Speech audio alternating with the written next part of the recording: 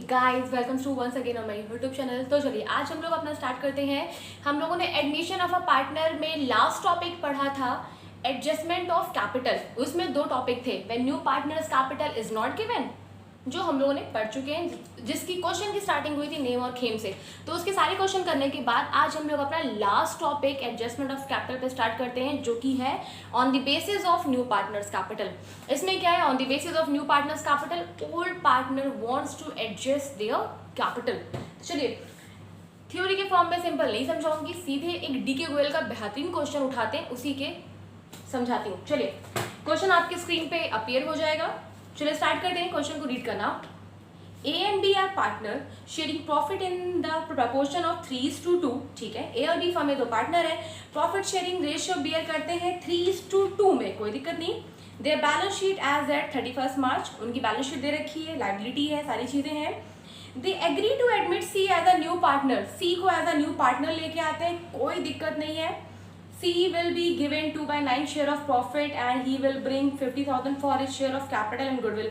भैया 2/9 के लिए नया पार्टनर C आ रहा है, बोले तो 50,000 ला रहा है, 50,000 में उसकी कैपिटल और गुडविल भाई दोनों है। ठीक है, आगे चलते हैं। Goodwill of the firm will be calculated at 2.5 years purchase of the average profit, ये अपने को निकालने का है। ठीक है, गुडविल वाला।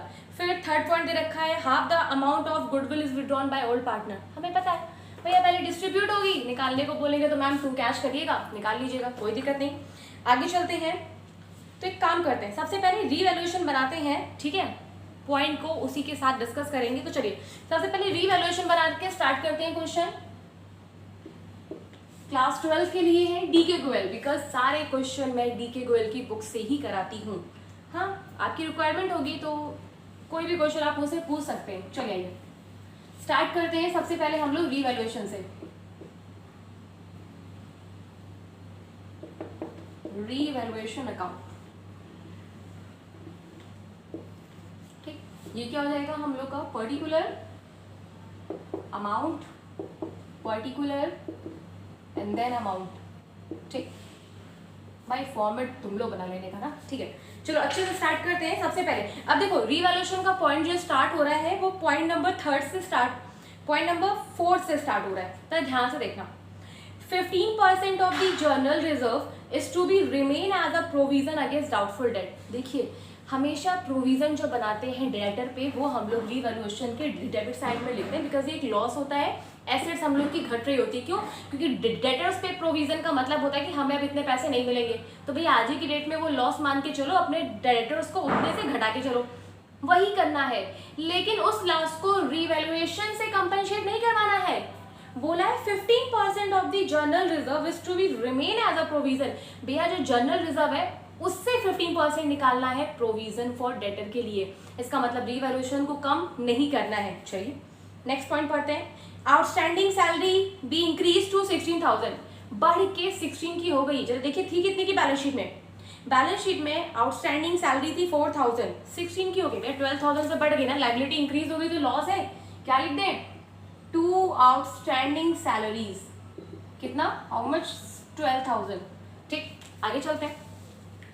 उसके बाद हमें क्वेश्चन में दे रखा है stock is over valued bye 25%। बताइए, मैं आपको बता चुकी हूँ कोई चीज अगर ओवर वैल्यूड परसेंटेज में हो तो भैया वो वैल्यू रेट अपॉन 100 प्लस है। तो चलिए बताइए स्टॉक बैलेंस शीट में है कितने का, स्टॉक हम लोग का दे रखा है बैलेंस शीट में 40,000 का, 25% से ओवर वैल्यूड है ना, तो 25 अपॉन 125।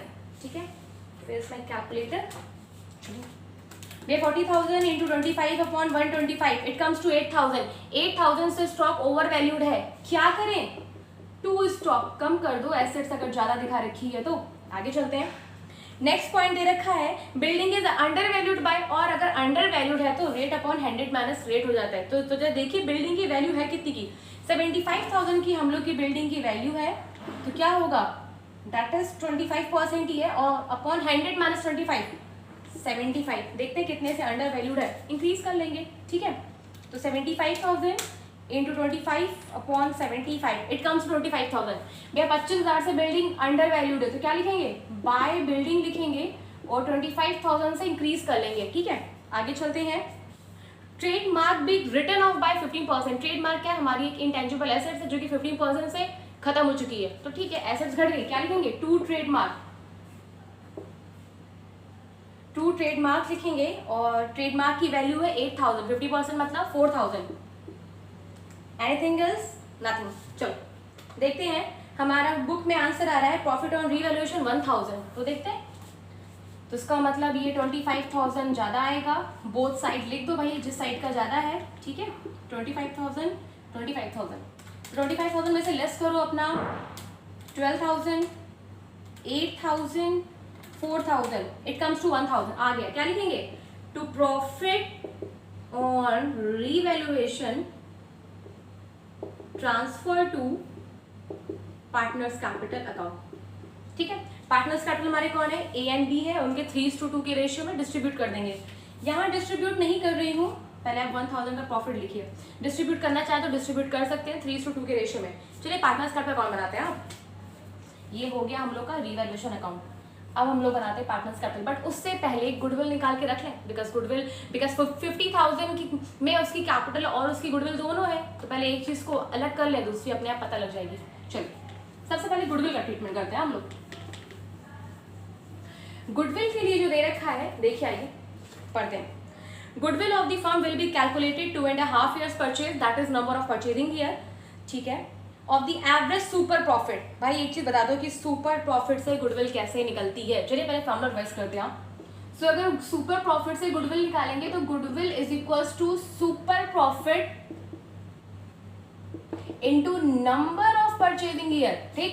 अब बात करें भैया सुपर प्रॉफिट क्या होता है, तो भैया super profit is equals to होता है average profit minus normal profit. चले इतना निकालते हैं, तो इसका मतलब अगर हमें एवरेज और नॉर्मल प्रॉफिट मिल जाए तो ठीक है, नंबर परचेजिंग ईयर दे रखा है 2.5 years, गुडविल निकाल लेंगे। तो देखिए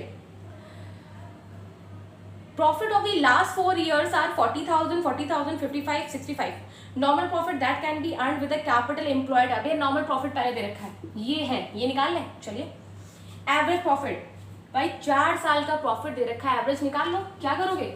अगर एवरेज प्रॉफिट निकालोगे तो 4 years के प्रॉफिट दे रखे हैं तुम लोगों को 40,000 plus 40,000 plus 55,000 plus 65,000 divide by how much? 1 2 3 4 4 years purchase, 4 years का लास्ट 4 years, तो 40,000 40,000 55,000 और 65,000, इट कम्स टू 2 लाख। तो देखो भैया 2 लाख को 4 से डिवाइड करोगे तो 4 5 20, 50,000 तुम लोग की क्या आ जाएगी? एवरेज प्रॉफिट, ठीक। अब अगर मैं सुपर प्रॉफिट निकालूं तो देखिए super profit is equals to average profit 50,000 है, नॉर्मल प्रॉफिट हमें क्वेश्चन में दे रखा है 14,000, भाई लेस कर लो, ठीक है। तो अगर 50,000 में से अगर हम लोग 14,000 लेस करते हैं तो 36,000 आएगा, इट कम्स टू 36,000। और अगर गुडविल निकालनी हो तो क्या लिखेंगे? Super profit into number of purchasing year. तो चलो सुपर प्रॉफिट 36,000 हम लोगों ने निकाल लिया, number of purchasing year 2.5 years, 2 to the 4 5/2। चलो देखते हैं गुडविल कितनी निकल के आती है। तो 36,000 5 divide by 2, it comes to 90,000। So what is 90,000? ये 90,000 गुडविल ऑफ द फर्म है, हमें तो नए पार्टनर की चाहिए ना। तो बताओ इस 90,000 में नया पार्टनर कौन आ रहा है? सी। कितने के लिए आ रहा है? 2/9 के लिए आ रहा है ना। तो ये देखो C share in firms goodwill, भैया पूरे फर्म की गुडविल में सी का शेयर कितना है? तो पूरे फर्म की गुडविल है 90,000, उसका कितना 2/9 निकाल लो तो सी का शेयर निकल आएगा, 9 से 9 कैंसिल, इट कम्स टू 20,000। भैया सी के हिस्से की गुडविल निकल आई, काम खत्म, ठीक। एक काम तो निपटा लिया। चलिए अब बनाते हैं पार्टनर्स कैपिटल अकाउंट प्यार से। चलिए तो 20,000 याद रखिएगा, गुडविल निकल के आई है। चलिए अब बनाते हैं पार्टनर्स कैपिटल।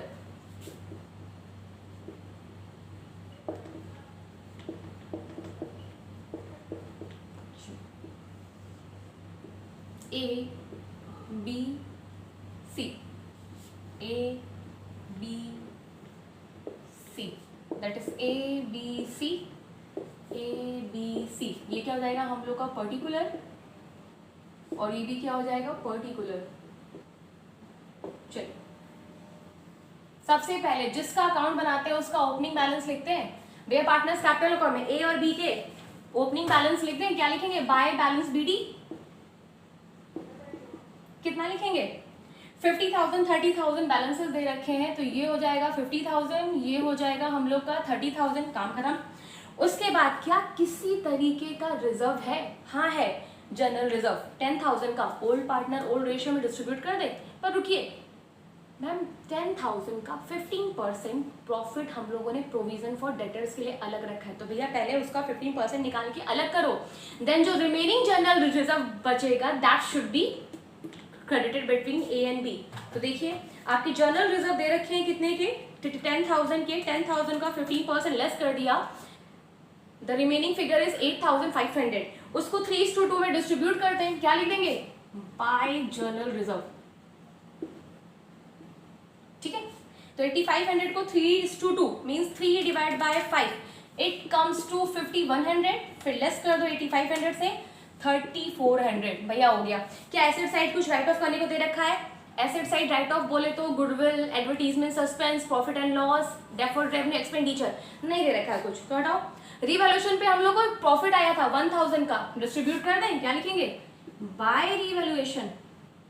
भैया 1,000 के प्रॉफिट को 3:2, 3 divide by 5, it comes to 600, तो बचा हुआ 400 तो हो ही जाएगा, ठीक, कोई दिक्कत नहीं है। आगे चलते हैं। नया पार्टनर भैया देखिए 50,000 लेके आ रहा था, जिसमें उसकी कैपिटल और गुडविल दोनों ही है, तो हम लोगों ने 20,000 की तो गुडविल निकाल ली ना, तो इसका मतलब 30,000 जो बचा वो नए पार्टनर की कैपिटल ही तो है, क्या लिखेंगे बाय कैश 30,000 सी के अकाउंट में डाल देने का। अब जो 20,000 है नए पार्टनर की गुडविल को पुराने पार्टनर किस रेशियो में बेयर करते हैं? सैक्रिफाइसिंग रेशियो में। तो क्या हमें न्यू रेशियो दे रखा है इस क्वेश्चन में? 6 पॉइंट पढ़िए, सबसे लास्ट पॉइंट 6 पॉइंट दे रखा है, new profit sharing ratio of the partner will be 4:3:2। No problem ma'am, new ratio old ratio दोनों दे रखा है, आराम से फॉर्मूला लगा के सैक्रिफाइसिंग रेशियो निकाल लीजिए। चलिए ओल्ड रेशियो दे रखा है 3:2, कोई दिक्कत नहीं। उसके बाद आपका न्यू रेशियो दे रखा है, देखिए न्यू रेशियो क्वेश्चन में दे रखा है 4:3:2, 4:3:2। तो चलिए सैक्रिफाइसिंग रेशियो, ए का सैक्रिफाइसिंग रेशियो क्या होगा? Old ratio minus new ratio.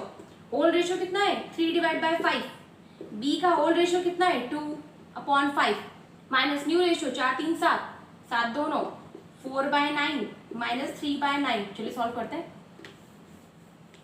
9 5 45, 9 3 27 minus 5 4 20, it comes to 7/45।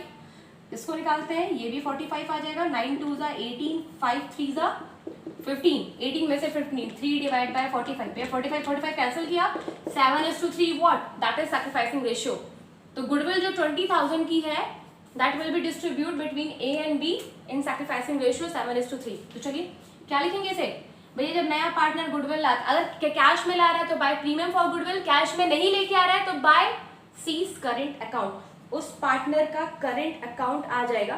तो अभी ऐसी कोई इंफॉर्मेशन नहीं है कि गुडविल कैश में नहीं आ रही है, तो मान के चलते हैं कि गुडविल हम लोग की कैश में ही आ रही है, तो क्या लिखेंगे बाय प्रीमियम फॉर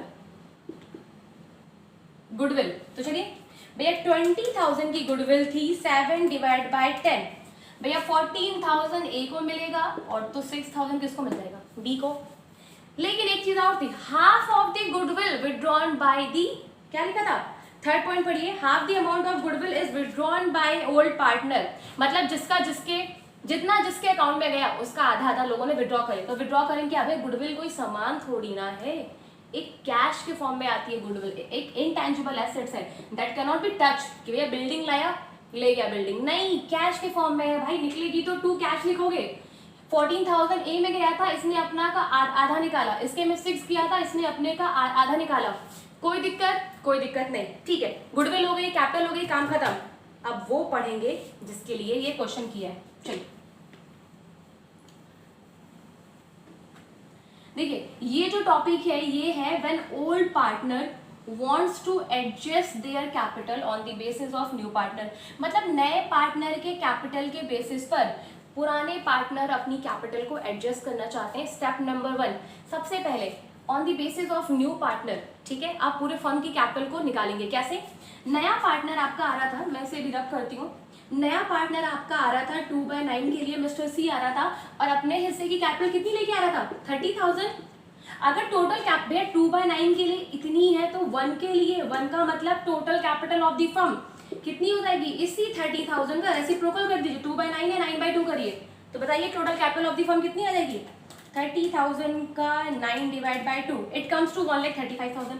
भैया पूरे फर्म की कैपिटल कितनी होगी, 1,35,000। ये था स्टेप नंबर 1, है स्टेप 1। स्टेप नंबर 2 कहता है इस टॉपिक में, मतलब on the basis of new partner, कि पहले तो आप पूरे फर्म की निकालिए, then hashtag 2 distribute in new ratio, distribute in new ratio between the partner.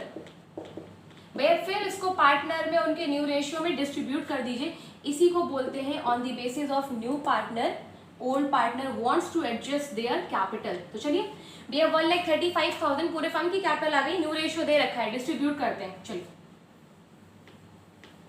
तो 1,35,000 ये लाइन यहाँ तक ड्रॉ करते हैं।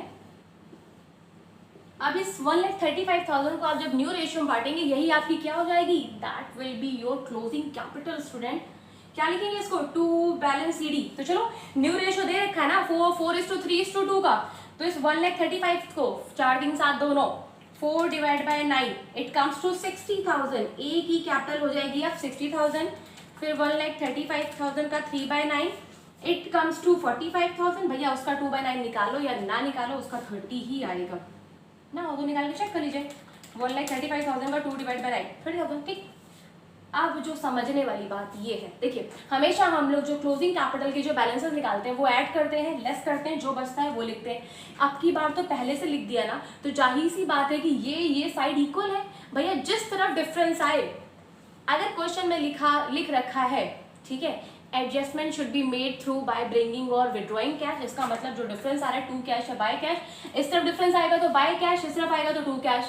और अगर दे रखा है कि adjustment should be made through current account, तो इस तरफ डिफरेंस आएगा तो बाय करंट, इस तरफ आएगा तो 2 करंट। अब जरा लास्ट पॉइंट पढ़ती हूँ अब मैं आपके साथ। New profit sharing ratio of the partner will be 4:3:2।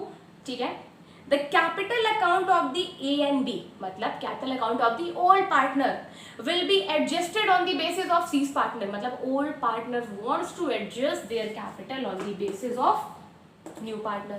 तो इसमें काम क्या करने का, भैया नया पार्टनर कौन आ रहा था, C, कितने के लिए आ रहा था, 2/9 के लिए, कैपिटल कितने ला रहा था 30, तो 2/9 के लिए 30, तो पूरे फर्म की 1,35,000। नेक्स्ट स्टेप इस केस में डिस्ट्रीब्यूटेड न्यू रेशियो। उसके बाद देखिए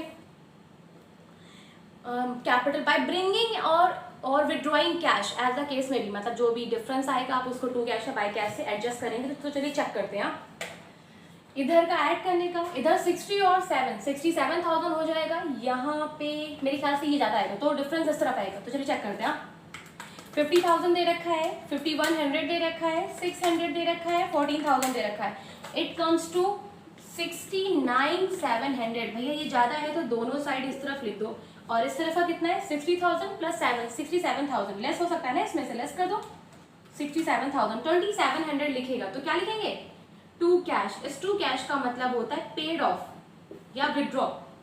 ठीक, इस कैश का मतलब होता है, चलो इसको विड्रॉ कर लो, इतना ये निकाल लेगा विड्रॉ। ठीक, कितना 2,700। ठीक, तो जब कैश बनाएंगे इतना लेस कर देंगे 2 कैश। ठीक है, नेक्स्ट देखते हैं इनका 45 प्लस 3 48 आएगा, और इस तरफ का आई थिंक इस तरफ डिफरेंस आएगा, चेक कर लेते हैं। ये 48 है और उस तरफ का 30,000 है, 3,400 है, 400 है, 6,000 है, ये ज़्यादा है। 45,000 3,000 48,000 हो गया, तो 48,000 भी इस तरफ लिख दें। अब एक 48,000 में से ये सब बढ़ा दीजिए, तो डिफरेंस कहाँ आएगा, इस तरफ। तो देखिए मैं 48,000 में सबसे पहले लेस करूँ 30,000, फिर लेस करो 3,400, फिर लेस करने का 400, फिर लेस होगा 6,000, इट कम्स टू 8,200। क्या लिखेंगे बाय कैश 8,200। ये कैश आपकी कैश में ऐड हो जाएगी, बिकॉज इस कैश का बाय कैश आने का मतलब होता है ब्रिंग, कि इतनी कैश कौन लाया है डी, और ए अपनी कैश से 27 ले गया। ठीक, तो ये था हम लोग का कैपिटल अकाउंट। अब बनाते हैं बैलेंस शीट। चलिए, ठीक, तो कैश में आपका काम क्या क्या है भैया, जो भी फंड की कैश होगी 30,000 ऐड होगा, नए पार्टनर की गुडविल ऐड होगी, लेकिन जितनी ऐड होगी उसमें से इतनी निकल जाएगी ना। देखिए 2 कैश विड्रॉ हो गई, बाय कैश ये ब्रिंग है इतना ऐड होगा, टू कैश है विड्रॉ है उतना लेस हो जाएगा, देन जो रिमेनिंग कैश बचेगा वो हम लोग वहां पे लिखेंगे। चलिए अब बनाते हैं बैलेंस शीट।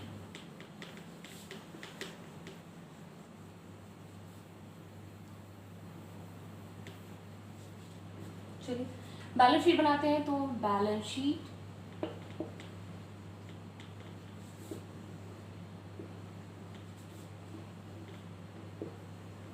ये हम लोग की हो गई लायबिलिटी, अमाउंट, एसेट्स और अमाउंट। बैलेंस शीट के नीचे आप लिख लेंगे एज ऑन 31 मार्च जो भी आपको डेट दे रखी है। तो चलिए पुरानी बैलेंस शीट को देखकर ही बैलेंस शीट बनेगी। सबसे पहले दे रखा है सन्ड्री क्रेडिटर। क्या क्रेडिटर में कोई चेंजेस हुई थी? नहीं हुई थी, तो एज इट इज लिख देने का उतने का ही। क्या लिखेंगे? क्रेडिटर कितने के? 63,000 लिख दीजिए।